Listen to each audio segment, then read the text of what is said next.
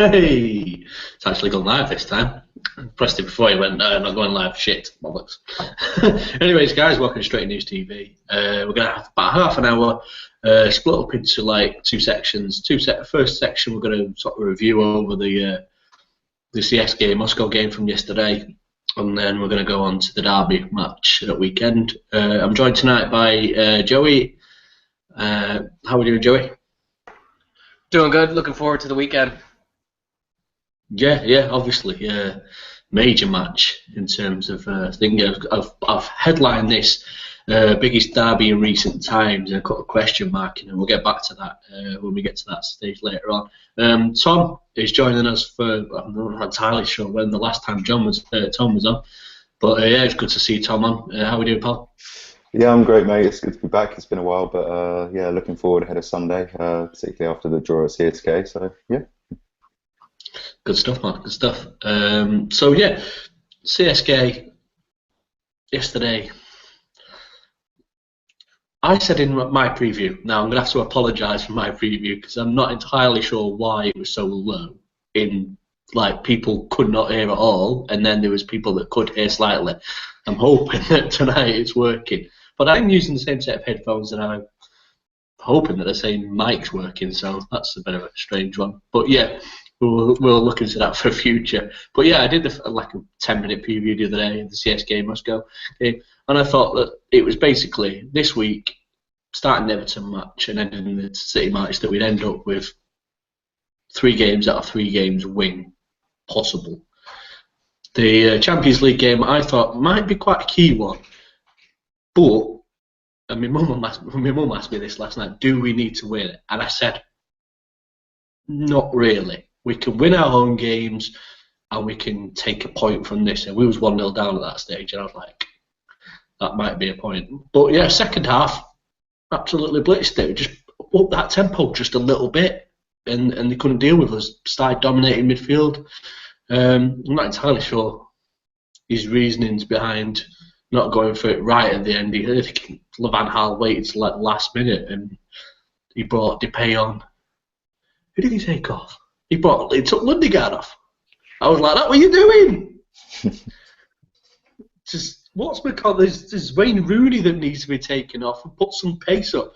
And in my preview, for those that would have heard, CSKA started with a 32-year-old and a 34-year-old. Right, now if that doesn't scream, get an 18-year-old with lots of pace to run through them, then what the hell was he thinking of in that last 10 minutes? You just put Martial over there, bring on Memphis, take Rooney off, leave Lindegaard with what he's doing, and we could have actually scored another one right at the end and got away with 3 points. Tom, then, since it's been a while since we chatted to you, what did you make of last night's game?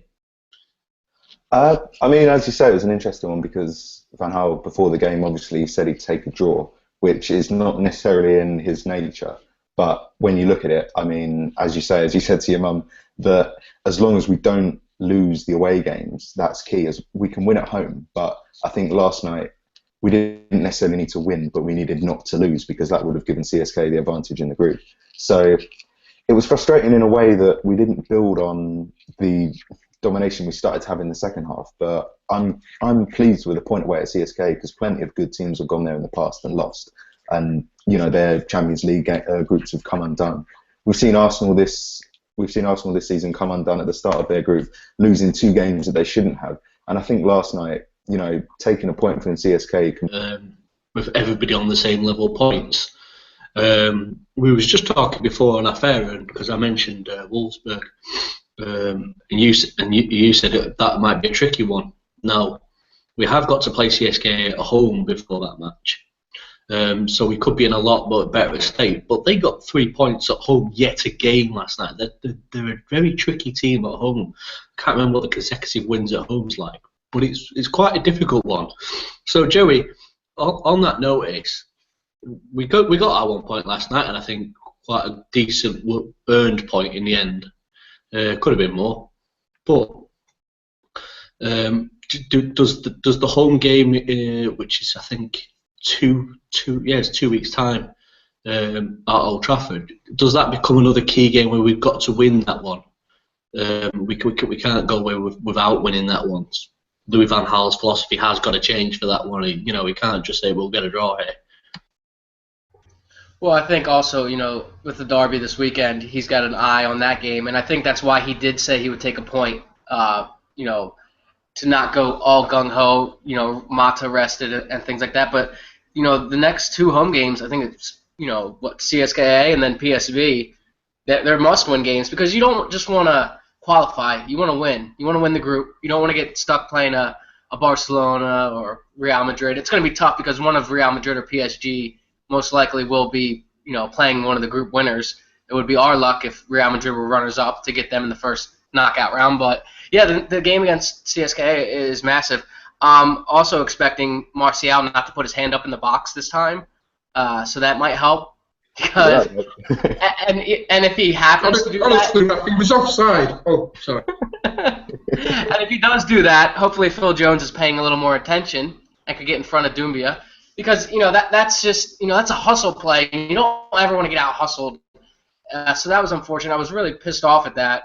But yeah, the CSKA Moscow, it's a must-win game to finish top of the group. They could still get a draw at home and then beat PSV and maybe draw away, but you don't want to be doing that. You want to be winning these games, these big European games. This is why you finish in the top 4. So I'm expecting all 3 points next time CSKA come to Old Trafford, and they're going to do the same thing they did at home. I expect some of the similar setup from them. Defend deep, try and hit on the counter with their pace. They did defend very well, but I thought we didn't. We made it easy for them to defend at the same time. Once we got to that final third of the pitch, I thought in the first half we were just too, sideways passing. Martial was getting doubled up on his side, and Rooney through the middle. It just wasn't working. His touch was off, and like you said earlier, with the age of their defenders, Martial's got to be playing through the middle. Playing him out wide, he tracked back a lot. I was really impressed with that. But you got to put that pace through the middle. He'll have these defenders on the backs of their heels, and then you get another player. Like once Memphis gets confidence, you need more pace in this side. We're seeing it around Europe. These teams are just, all their players, even their center midfielders, have pace. So, yeah, I mean, I'm really, really tired of seeing Rooney, put in these shit performances and still get his spot. I agree that he should have came off. Lingard was running at his men. That he had that one where he nutmegged, and there was another time where he just couldn't keep it in. He was getting ready to cut it back. But yeah, I want to win the group, so I do want to win the next home game. I don't know who we have the following weekend in the Premier League, but hopefully it's not a team that's going to be too troublesome or an away game where we don't have to rest players. But again, this goes back to the summer transfer window of not getting maybe the depth in the squad that he would like. I think he wanted to, because you're seeing that now with resting Mata and whoever else was rested. Carrick didn't play. Schweinsteiger came off early. So yeah, I think the squad depth. But I'm not saying that's how he wants it. I just think that's the way it worked out. I agree with you. I was just going to jump in there, Joe. I agree with you on Martial, because I think as soon as the other team sees the team sheet with Rooney and Martial on it, but also not another winger, well, not 2 wingers, Rooney and Martial, then they know that Martial's going to play out wide, and they know Rooney's going to play up front. And I think I tweeted in the game that, I mean, if you're a centre back, even a defensive midfielder, you never say you'd like to play against Wayne Rooney. But I think defenders hate playing against Martial. They really don't like his pace. I think Gary Neville did a great dissection of his play against, I think it was Sunderland. And Martial can hold up the play, but he can also turn and sprint in behind. And defenders absolutely hate that. They really don't like pace. Because with Rooney, he's going to drop deep. You can sort of bully him. Like, he's got strength, but you can bully him. As soon as you know he's going to play out wide, CSK went, right, we can sit back, we can sit deep. We know he's probably not going to get in behind. And the only time that the first time Martial looked dangerous, he scored, because that was the header. Yeah, I was going to go back to that point about him getting in behind. Now, we know the inexperience of the two, and we said it in actual fact after the Everton match, about they had 2 youngish, inexperienced fullbacks, and Martial came running at them at 100 miles an hour. Actual fact, I don't think that was true. Actual fact, I can't remember. Was he up against Coleman? He was up against Coleman, yeah. So, on that same note, he came up against Coleman, and then last night he had 2. And don't get me wrong, the 2 on the right hand side for CSK are decent. I said this in the preview, and I'm going to go back to that preview every time because I did mention these things. Both of them have got an assist in the Champions League season. Both of them played quite well. I can't remember who it was on the right. Well, who is it on the right wing? It's Tosic. We knew who it was. Old lovely little Zoran. It's all right. Sorry, Tosak and DMEN's piece this week about how somehow he played into the whole Glaziers thing. I'm not entirely sure what the hell that was about. But another non-story from the MEN. But anyways, but yeah. So we know who the right back. We know who the right winger is. We know that he's still quite young, can do things. But they both doubled up so well on Marshall last night. He didn't even despite that Everton. He found a way past both of them against Everton. But lack of confidence, what was it? He came inside a couple of times, lost the ball a few times. And maybe it's actually stifling him from doing what he did against Sunderland, where he is up top, where he over the shoulder, where he can make the runs in behind and down the channels. Maybe it is slightly stifling him. But yeah, definitely.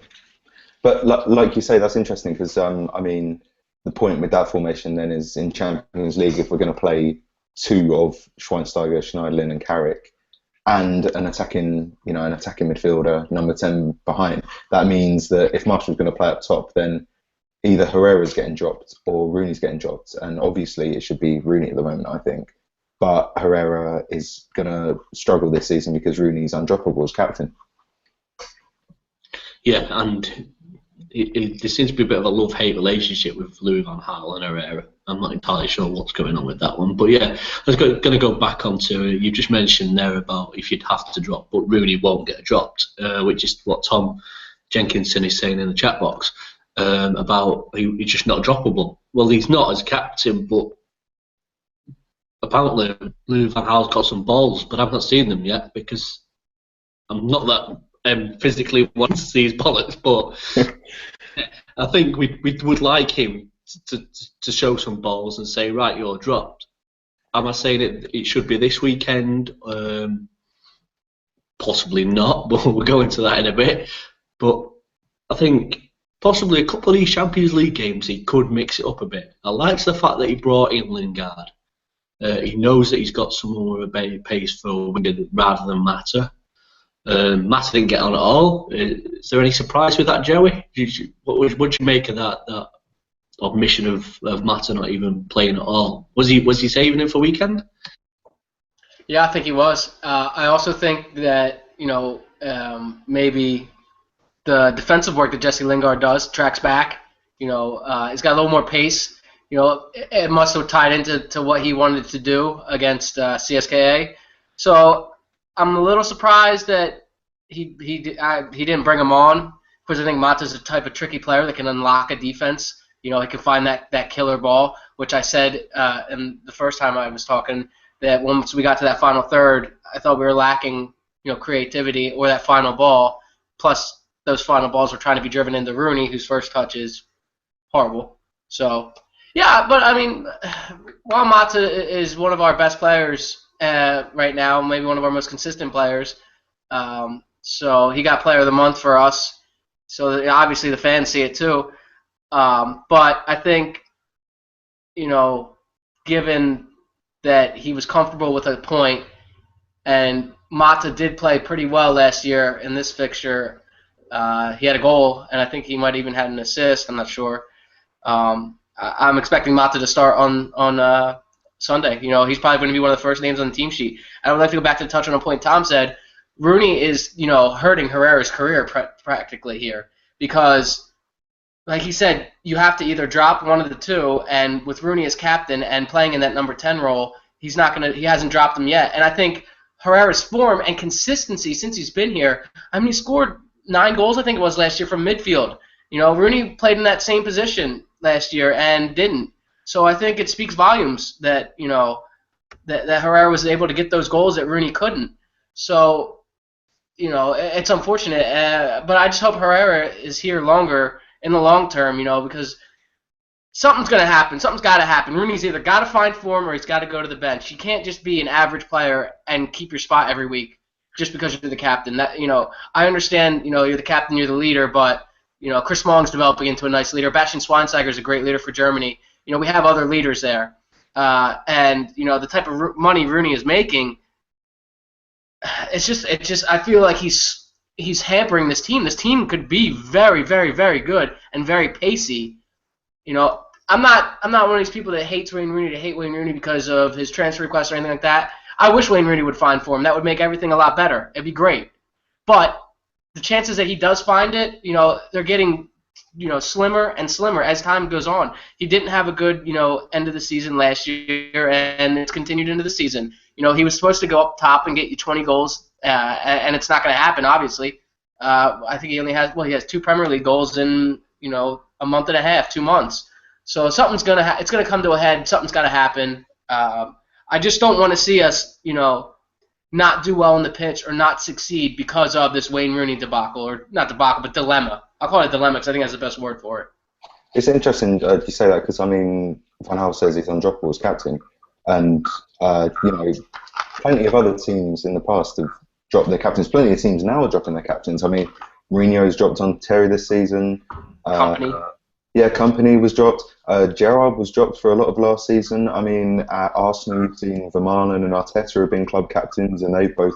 Vermaelen was benched before he went to Barca. Arteta hardly plays anymore. So, it seems like other teams have a different definition of captain, whereas Van Gaal's is very much your captain, so you play. But Schweinsteiger and Smalling, as you say, they're leaders.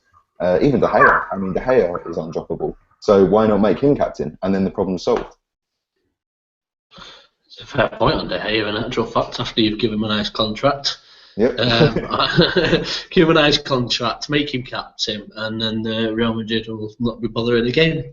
What I wanted to finally move on to before we move on to the derby match was the substitution of Fellaini on. Now, he is a squad player. He is going to play these games. But I said it time and time again last season about him playing in midfield. He's just too clumsy for me at times. And as soon as he came on at half time, didn't he? And I nearly went and put something like a tenner on him getting booked. And he got booked right at the end of the half, which doesn't matter. But he got booked for just being clumsy. You could just nail on it. Give a couple of quid on Fellaini getting booked, and he's pretty much guaranteed. But what I wanted to suggest was because we seem to be playing strange diagonal balls in at him, which in some instances works. He brings them down, he passes them on, but he'll pass them sideways inside the pitch or backwards, and you're going, well, no. The idea is that you pass it wide, get in the box, and there's a ball back in. And I don't think he seemed to get the gist of that. It was either that or whoever was giving him halftime instructions on the pitch just didn't realise what the hell was going to happen when he came on. I just thought it was absolutely bizarre. We just stick balls into him. Yeah, he brings them down, chests them down, brings the ball, passes the ball. But if he's not going to put them wide and trying to get them to a wide player who can put them in the box, then you're going to be futile making runs into the box if there's no ball to come back to you. What did you think of that sort of tactic, Tom? And I know that some people have started suggesting that it's like a second choice type attack. It's like a backup plan if something's going wrong. Yeah, I know what you mean.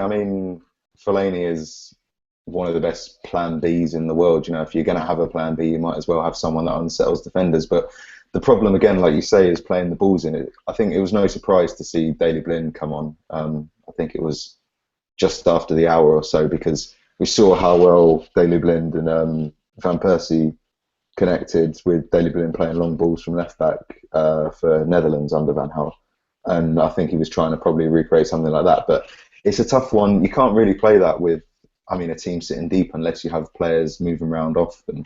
And I think that was maybe Van Gaal's idea, that Blind would be playing it forward, Fellaini be nodding it down, and maybe Martial or Rooney be picking up scraps. But like you say, I think you said before, or Joe said before about the not bringing on Mata, and you'd think that type of tactic would be perfect for someone like Mata to be sitting 20 yards out and picking up the loose balls and shooting, but it wasn't to be. But I've never been one of these fans that is just going to slate Fellaini because he's different, because he has got strengths. If he his chest control is unbelievable. If he could control it with his feet like that, then we'd have a 6'4" Messi. But unfortunately, when he chests it down and then he starts kicking it, it's a whole other story, isn't it? But I like Fellaini as an option from the bench, and he's a good Champions League option because it makes a difference to this team. Because when you see United passing it about in the first half, like United played in the first half like Bayern did at Arsenal. It was all lovely possession. It was nice to, it was nice stroking the ball about, but it's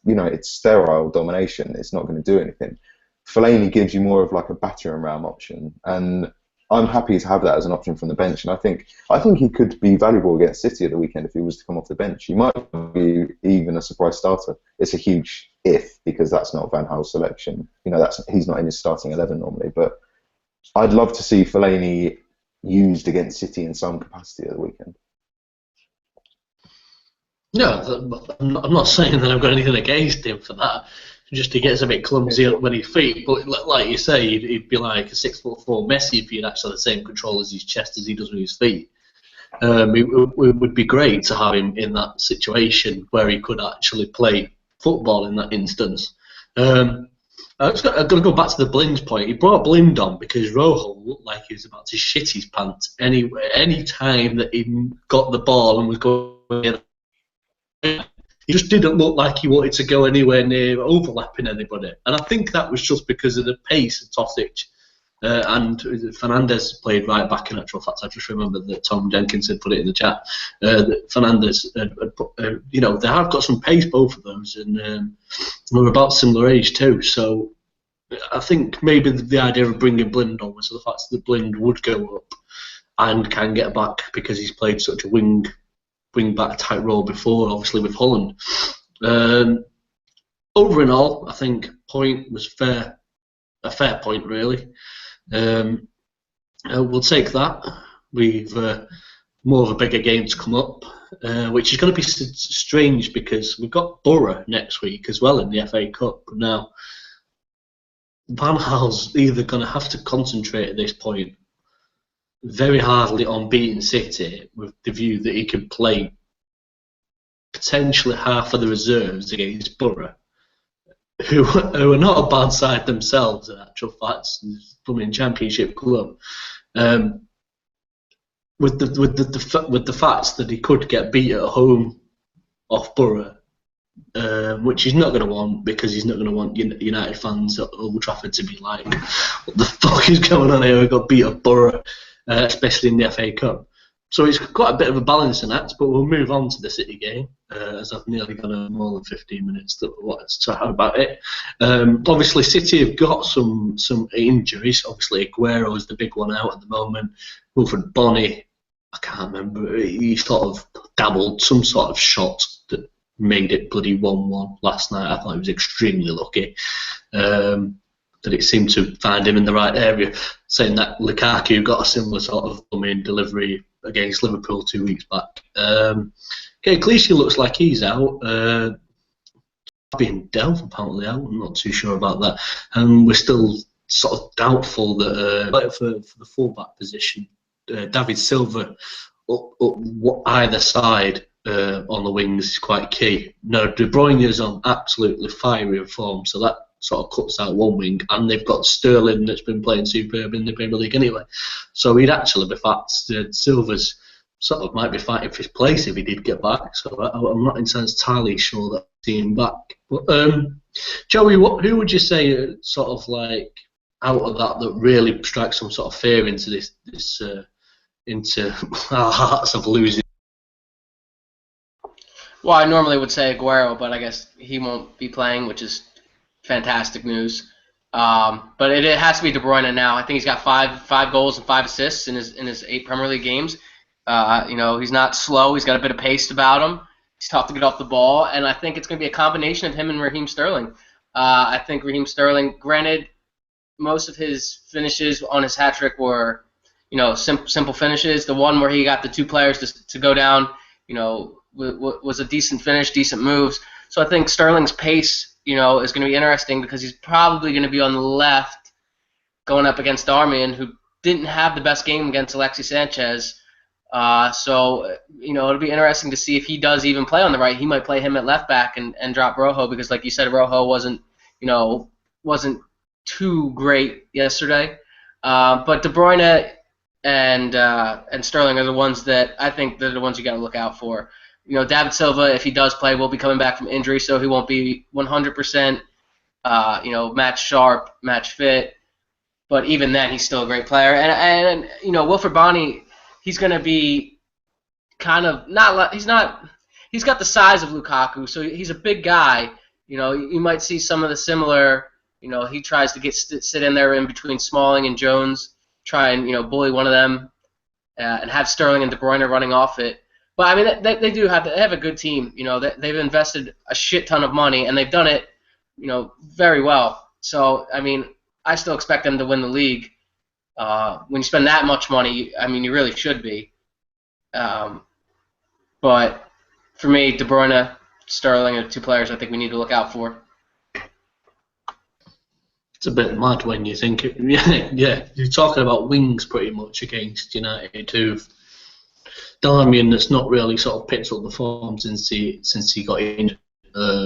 Also looks quite slowish back, and now we're going to let him. We seem to have got a bit of a left back problem in the fact of who you play, and Rojo didn't, like I've just mentioned before about him not looking confident about going forwards for an overlap. Not that he can not do a job at left back, or do you put Blind in there and hope that he'll do a good defensive job, which is quite strange because United's strength really is in the centre of the park. If you play Schweinsteiger, Schneidlin and Herrera, you've got three players that can dictate a game really mentally without you really even thinking about it. And that could be the key battleground. But on that instance, they've got to keep the ball off Yaya Toure because he can dictate play for them. Tom, what would you say was the sort of not mute myself before I finish talking? Yeah, it's going all into my head. We're talking about City now, for fuck's sake. But yeah, what would you say it could be a key point for us rather than a key point for them in winning the match? I think you touching on Yaya Toure is interesting there because Toure has been up and down this season. I mean, there's been the recent interview where he says he hates, he's disgusted with the British press, and he's had troubles. Obviously, his brother sadly passed away, and that was sort of the whole birthday cake incident clouded that. But on his day, Yaya Toure is one of the best footballers in the world. I mean, he's up for the Ballon d'Or. I think he's 4-time, possibly 5-time African Player of the Year. So there's no doubt in his talent. But you can legitimately doubt his temperament, his work rate at the moment. I think last night against Sevilla, Yaya Toure, he was instrumental in their comeback and he played fantastically. But there are questions about his work rate, so it'd be interesting to see if he plays as a 2 in a 4-2-3-1, then United can really get at City in the middle. If he plays further forward and say they sit for Fernando and Fernandinho, not quite sure who's fit for City, but if they sit 2 holding midfielders and Toure ahead, then that's a problem because he gets the freedom. But if they sit him in a 2, then I definitely think United can pressure him on the ball. And that's, as you say, United's strength is in the middle, so we can really get at them in the middle with pace if Herrera's in there, and if Rooney and Marshall will come in centrally, and Mata likes to drop in the middle. So if we're pressing in the middle, that is where the game can be won, I think. Yeah, it's a good thing. We're just going to touch on at one point here. I've just pulled up whoscored.com. I like to have a good key interest in for stats and stuff. Their predicted starting 11 includes, you just talked about them playing 4-2-3-1 there, Tom. Their predicted 11 puts Toure in that 2 in the middle, with Fernandinho, and then they play Sterling in the middle with De Bruyne and Navas out wide. Now, that's quite an interesting one. Navas has not been on the form that either Sterling or De Bruyne have been, but I'm not entirely sure where I'd want to see Raheem Sterling in the centre of the park, where he could potentially get sat in the middle of he'd be sat on, basically, in that situation, he'd be sat in Sneijderlin's pocket for the entire game while he kept taking the ball off him, despite his pace and his skill. Yeah, you're right. I mean, it's interesting with these 4-2-3 ones though, because the 4 and the 2 is normally very solid, but the 3 and the 1 effectively is interchangeable. I mean, you've normally got someone who drops, but if you look at United with Mata, to say he's just like on the right of the 3, he normally breaks into the centre, he plays 1-2s, he looks for space in behind. Sometimes you see him on the left, sometimes you see him on the right, in the middle. Sometimes he's breaking beyond, and Rooney drops if he's the striker. So that 4 is interchangeable, but like you say, I mean, regardless of where Sterling or De Bruyne play, they're both absolutely lethal at the moment. I mean, when City went for De Bruyne this summer, I was just, as soon as they were rumoured to be interested, I just thought, oh no, because he got the Germany Player of the Year, he broke the Bundesliga assist record last season. He's the player you've got to watch out for. It's just, he's on scary form at the moment. I'm going to go to a couple of questions that we've had. Well, in actual fact, it's more of a question and then somebody with a different point of view. Tom Jenkinson, as I've mentioned probably for about 50 million times today, it's good to have you interacting in the chat box, pal. Said he would personally start Schweinsteiger and Morgan, but as Carrick hasn't featured in the last 2 games, do you expect him to play? I'm not too sure in actual fact. Schweinsteiger and Sneijderlin have never played in a derby match before for United. Obviously, Carrick's played up against the likes of Fernandinho and Toure himself, so he's got the experience to play in there. And then Sandeep actually joined in and said, we know that Rooney won't be dropped. I'm thinking that's from earlier messages. But he said the same team, I'm presuming he means last night, but Carrick for Bastion. So there's 2 people there thinking possibly Carrick could be with a shot of being there. What would your thoughts be on that, Joey? I have this weird, scary feeling that he might play Carrick and Schweinsteiger at home, because he obviously brought Schweinsteiger off at halftime. So they could both sit in each other's back pocket? Because they're exactly the same. So they can both sit in each other's back pocket because they're exactly the same player, pretty much. That's what I'm saying. He did that against Arsenal. It didn't work. You have to have Schneiderlin playing. You have to. You saw it last night. For me, he was man of the match. He was all over the midfield, winning the ball back, making the right pass, keeping things neat and tidy in front of the back 4. He almost went back to that 1 in midfield, a 4-1 almost. With the triangle facing the center backs, with Herrera and Schweinsteiger a little more next to each other, but Schweinsteiger a slightly bit deeper. No, I am worried that he might play those 2. I really hope he doesn't.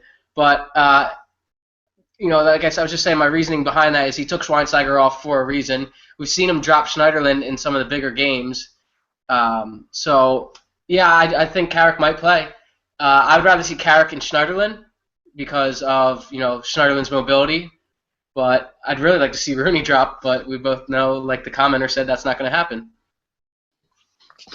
Yeah, it just seems maybe we'll see him dropped against Borough. Possibly against the next round of that competition.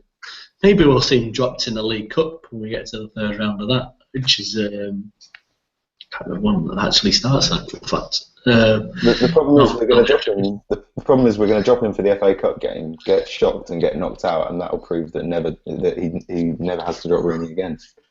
See, yeah, it's all coming together for Van Gaal. It's coming together. It's got to be a clause in his contract at the moment. Rooney got to play 90 minutes of football every week until he actually buries himself underneath the turf in the Stretford end. Just terrible, isn't it? I'm going to go for score predictions. which is going to be absolutely terrible idea to do. But I think it's got quite a bit of comedy gold in it, especially with it being Derby Day. Actual facts, before we do that, I'm going to pick up on my point before, and the reason why I've called the tonight's show biggest derby of recent times. I'm talking in. Dale asked me before about the sort of biggest win or something. He was going on bits for an article for Straight News. But it sort of come to the point, well, we're 2 points behind City. Winning this game would give United that major boost that we sort of thought we was getting against Everton, but it gives you an even bigger boost when you're beating Leicester City at home. With not really that much of a hard run up till Christmas.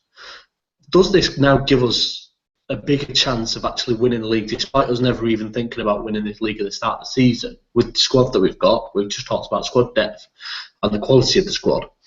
But that, in terms of where City's at the moment, like we say, they've strengthened superbly in the summer again. People are expecting them to run away with it. I'm not, because City always have a bad spell. Somewhere about 3/4 of the way through the season, they always have a bad spell. And they've already been beaten at home by, is it Villa? I think it was Villa. Already this season. So they're not, this year's not that sort of cauldron that we thought it was going to be. It can be at times. And this could be the biggest derby win because of its significance in the rest of the season. And where it puts United at the end of the season could be also key to what happens for the next couple of seasons as well. Because when you think about it, you've got to think, well, United are going to strengthen again next summer, if not in January. And United being top of the league in the Champions League again next season, and City being possibly second or third, they might possibly go out of the Champions League. But they're looking quite strong in actual fact in their group. Then it could sort of turn the tiles back way. I think that United and City are quite balanced in a way that you sort of they're going to fluctuate for the next couple of seasons. But these are going to be the biggest derbies because they mean the most points. Leagues are won on beating the top teams around you, not the smaller teams at the bottom. Even though the league's not more predictable these days. So yeah, I just wanted to have your quick thoughts on those guys. I'm going to go with Joey first. Well, I want to touch on City in the Champions League you were talking about. They still have to go to Turin and they still have to go to Spain, I believe. I could be wrong, but that's right. 2 tough trips. Yeah, 2. I mean, I don't expect them to beat Juventus in Turin. They might get a point out of that. So they might be again up against a group winner. Barcelona, Real Madrid, Bayern Munich maybe. So that'll be interesting. But I think getting knocked out of the Champions League might affect them in a negative way, or it could go either way. Look, Pellegrini's not the greatest manager. We've seen that. I mean, with this squad he's got now, there's no question he should be winning and winning in style. But it is a huge game because Arsenal play Everton this weekend. Everton got to bounce back. I don't expect them to play as bad as they did against us. But we'll wait and see. This is a massive game too. I think it's going to be 3-2. I think there's goals like last season. But I think that if we do get a win here, it's looking a lot better. I still don't expect us to win the league, but like you said, there's this big run up until Christmas of very manageable games. I'm not really afraid of Chelsea. I feel like we could beat them. I honestly feel like on our day we could beat anyone in the league. So if we can get this win, it'll do wonders for the confidence, like you were saying.